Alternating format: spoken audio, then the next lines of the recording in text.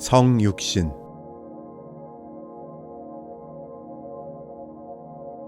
태초에 말씀이 계시니라. 이 말씀이 하느님과 함께 계셨으니 이 말씀은 곧 하느님이시라. 말씀이 육신이 되어 우리 가운데 거하심에 그가 곧 그리스도 예수라고 했습니다. 말씀이 하느님이고 육신은 총체로서의 인간 실존입니다. 그렇다면 결국 하느님이 사람이 됐다는 뜻이겠습니다. 어떤 신학자의 말에 의하면 하느님께서 제1차적으로 관심을 갖는 대상은 종교가 아니라 생명이고 교회가 아니라 인간이었다고 합니다. 하느님이 자신을 계시하실 때 잠시 스스로를 나타내 보이시기도 하고 아무 형체도 취하지 않으시고 말씀으로만 나타내시기도 하고 천사의 형태로 나타나시기도 하고 천사를 통하여 나타내시기도 하였습니다만 가장 완전한 현현은 사람으로 나타나시는 것이었습니다. 사람의 외모로 가장하시는 것이 아니라 진짜 사람으로 나타나신다는 말입니다. 그리스도의 경우에는 하느님이 사람이 되어 아기로 탄생하시고 아기 자라듯 자라시고 어른이 되어서는 손수 노동하여 식구를 살리시고 하신 인간 누구와도 다를 것 없는 인간으로 나타나신 것입니다. 그러나 그 인간성은 하느님의 화신이었다는 것이 독일무이한 존재 본질이었습니다. 사람들은 그 비밀을 인지하지 못했습니다.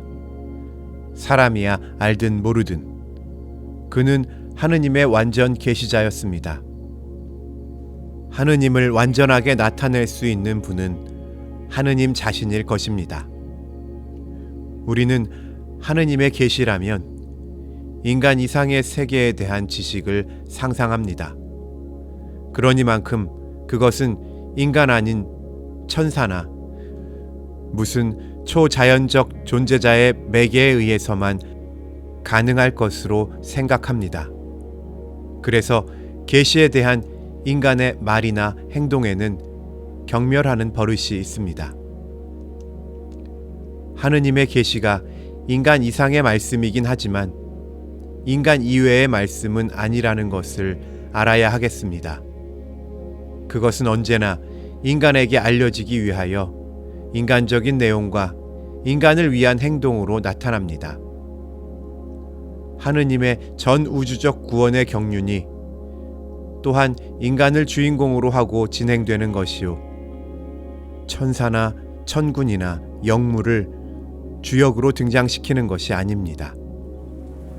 천천만 천군 천사를 불러내려 악마의 군세를 일순간에 전멸시키고 메시아가 하늘로부터 불술에 타고 번개같이 내림한다면 얼마나 영광스러울까 하고 이스라엘 민족은 기대했던 것입니다.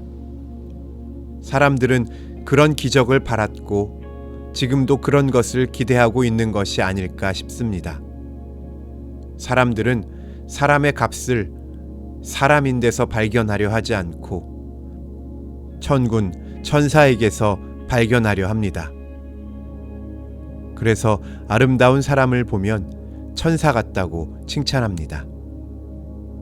그러나 하느님께서는 인간만이 아니라 전 우주적인 속량 사업까지도 인간을 통하여 성취하려 합니다. 그래서 하느님이 인간이 되어 구원사를 완성하려 하신 것입니다.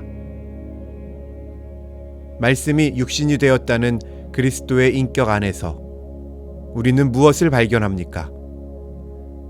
하느님을 발견한다 하고 서슴지 않고 대답할 것입니다. 그것은 정답이기 때문입니다.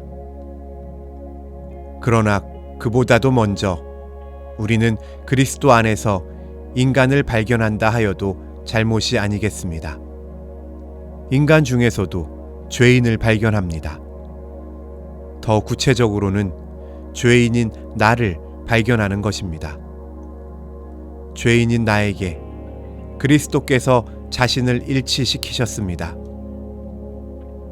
그리스도께서 목숨 걸고 사랑하신 그 사랑의 대상이 성자도 천사도 아니고 바로 이 죄인인 나였다는 것을 발견했을 때 진실로 나의 위치가 얼마나 고귀하고 신성하다는 것을 재평가하게 됩니다.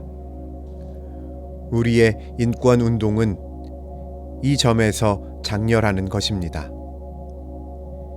이제 예수님의 교훈에서 그의 구체적인 인간주의를 살펴보기로 합시다.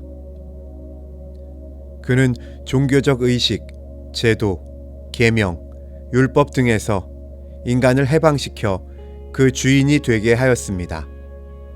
안식일이 사람을 위해 있는 것이요 사람이 안식일을 위해 있는 것이 아니다 하였습니다. 타락한 종교일수록 종교 행사 때문에 인간이 희생됩니다. 원시 종교에서는 아주 중요한 종교 행사일 경우 짐승 대신에 인간을 잡아 제물로 바쳤습니다.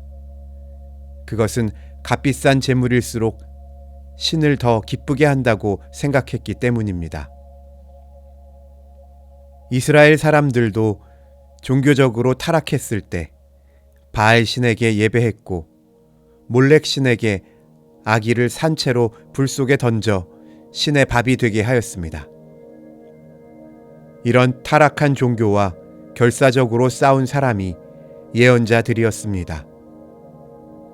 예루살렘 성전의 제사장들도 야훼 종교를 타락시켰습니다. 윤리적인 회개보다도 제물을 좋아했습니다. 제물만 많이 바치면 덮어놓고 축복했습니다. 그래서 모세의 제사 제도도 타락했습니다. 바울 당시의 유대교 출신 크리스찬들은 할례 받고 예수 믿어야 구원 얻는다고 선전했습니다. 그렇다면 할례 의식과 예수 믿는 것이 동등이 되고 구원 조건도 두 가지가 됩니다. 모세도 구약 성경도 유대 율법도 전혀 모르는 그리스 로마인과 그 밖의 모든 이방인들은 예수 믿어도 구원 못 얻는 무연 중생이 될 것입니다. 그러므로 바울은 이에 결사반대했습니다. 그까짓 남자의 생식기 끝 가죽을 베어버리는 행위가 그 사람의 구원에 무슨 상관이냐 하는 것이었습니다. 이것은 사람이 안식일의 주인이라는 예수님 교훈과 서로 통하는 인간주의였습니다. 인간은 도덕률 이상이라고 그리스도는 가르치셨습니다. 인간에게는 선과 악을 분간하는 도덕적 비판 능력이 있습니다. 그리고 선은 행해야 하고 악은 행하지 않아야 한다는 도덕적 의무감도 있습니다. 그런데 사실상 행하려는 선은 행해지지 않고 행하지 않으려는 악은 행하게 되는 운명적인 고민이 있습니다. 인간의 양심은 준엄합니다. 악을 행한 자는 벌해야 합니다. 벌을 받으면서도 죄는 여전히 그 인간을 지배합니다. 그는 죄책감에 눌려 그 인간성이 위축되고 스스로를 업신여기게 됩니다. 모든 계명과 안식일 제도와 제사 제도와 율법 조항 등은 인간을 선인으로 만들기 위한 훈련이요 결코 그 인간을 속박하는 폭군은 아닌 것이었습니다. 그러므로 예수님은 죄인, 천민이라고 불리우는 그들을 친히 찾아 격려하고 그들의 인간됨을 치켜올려 긍지를 갖고 살게 하였습니다. 나는 의인을 부르러 온 것이 아니고 죄인을 부르러 왔다. 이 죄인 한 사람이 돌이켜 하느님께 돌아오는 때 하늘에서 큰 잔치가 벌어진다고 하셨습니다. 탕자의 비유가 바로 죄인을 향한 하느님의 심정이라고 하겠습니다. 탕자는 비인간화했을 뿐 아니라 인간 이하로 추락했던 인간입니다. 돼지 무리의 일원이 될 뻔했었습니다. 그러나 그는 아들인 인간으로 돌이켰습니다. 그는 성과 속을 초월하여 인간을 높였습니다. 선한 사마리아 사람의 비유에서 제사장, 레위인 등 성에 봉직하는 종교인들은 죽어가는 인간을 보면서도 거저 지나갔습니다. 그것은 인간에서 유리된 종교의 실상이었습니다. 그러나 속인 중 속인이라는 사마리아인은 그 강도 맞은 빈사 상태의 유대인을 극진한 친절로 살렸습니다. 그래서 그 사람의 이웃이 되었습니다. 예수님에게는 다만 인간만이 보였고 그 인간에게 붙은 성, 속, 귀, 천, 빈, 부 등 거치장은 보이지 않았던 것입니다. 예수님은 모든 인간을 동등으로 대했습니다. 여성, 어린이 등의 생리적, 사회적 차이를 초월하여 오직 동등한 인간으로 대하셨습니다. 어린이는 인간으로서의 가능성은 가졌으나 인간은 채 되지 못한 미완성 인간으로 취급하는 것이 당시 유대 사회의 습속이었습니다. 그러므로 아이들이 예수에게 가려 할 때 제자들은 꾸짖으며 쫓아냈습니다. 그것을 안 예수님은 분노했다고 기록되어 있습니다. 천국 백성은 이 어린이들과 같다. 너희도 돌이켜 어린애가 되어야 천국에 들어갈 것이다 하셨습니다. 이것은 차일디쉬 하라는 말씀이 아니라 차일드 라이크 하라는 말씀일 것입니다. 어쨌든 그는 어린이의 인간성을 어른 이상으로 높였던 것입니다. 여성에 대해서도 그렇습니다. 유대인 전통에서는 여인을 일종의 재산으로 취급했던 것입니다.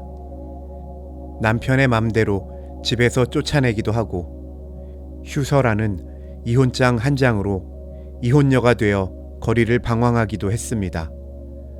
만일 아내 된 사람이 성적으로 문란하다고 인정되었을 경우에는 동리 남자들까지 합세하여 그 여자를 돌로 때려 죽이는 것이었습니다. 예수님은 일부 제도를 확립하고 이혼을 금하고 가정의 화평을 사랑으로 성취시켰습니다. 현대의 남녀 동등 사상은 예수님의 가르침에서 발전된 열매입니다. 가정의 순결과 화평도 이 그리스도의 교훈에 근거한 것입니다. 사회생활의 모든 차등을 넘어 인간 차별을 해소시켰습니다. 빈부의 차등에서 예수님은 빈자 편에 섰습니다. 가난한 사람이 본래적으로 더 높은 인간이라서가 아니라 빈자는 재산이 없으므로 하느님을 의지하는 생활 태도를 쉽게 가질 수 있기 때문에 예수님은 그이들을 자주 신방하고 복음을 가르치고 그 인간성을 높여주신 것이었습니다. 그 대신 부자는 재산이 많으므로 하느님보다도 자기 재산을 더 믿는 것 때문에 복음 전달이 용이하지 않았습니다. 그러므로 부자가 천국에 들어가는 것은 약대가 바늘구멍으로 들어가는 것보다 더 어렵다고 하셨습니다. 그러나 예수님은 부자를 비인간으로 대하지는 않으셨습니다. 예수님은 부잣집에 초대받기도 하고 복음을 가르치기도 했습니다. 부자라 해서 예수님의 사랑의 대상에서 탈락되는 일은 없었습니다. 예수님은 인간을 위하여 오셨고 인간 구원을 위하여 목숨 바치신 분입니다. 그의 안에서 우리는 하느님을 발견함과 아울러 인간을 발견합니다. 그리고 인간 구원의 성취를 찬양합니다.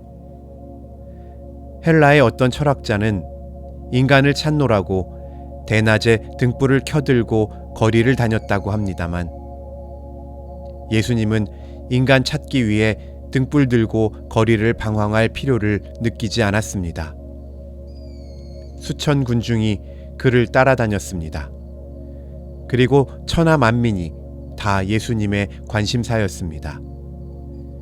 크리스마스는 하느님이 인간 구원을 위하여 인간이 되어 인간을 찾아온 날입니다. 우리도 이뤄진 인간을 찾아 그리스도의 나라에 초대하는 날로 지켜야 할 것입니다.